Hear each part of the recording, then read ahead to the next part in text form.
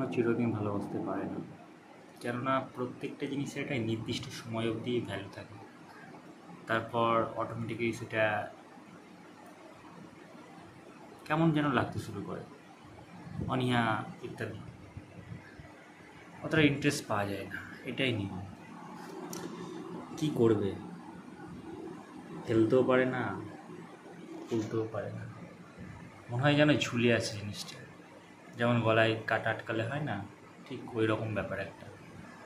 তো সেই সমস্ত বিষয় নিয়ে যখন বিষয়টা এগিয়ে থাকে বা চলতে থাকে, এমনি বিরক্ত হতে শুরু করে দেয়, তখন অপরপক্ষ বুঝতে পারে না এটা সময় হয়েছে, জাস্ট একটা ব্রেক, আর সব কিছু আবার পুনরায় ঠিক হয়ে যায়।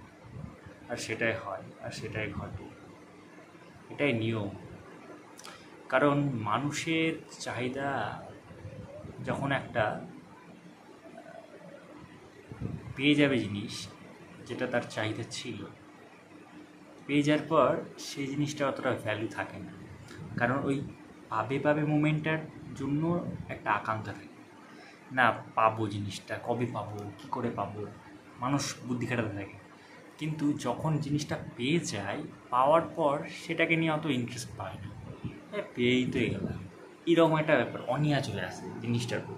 কিন্তু পাওয়ার জন্য যে এতদিন সে ওয়েস্ট করেছে, সেটা নিয়ে সে আর ভাবেই না।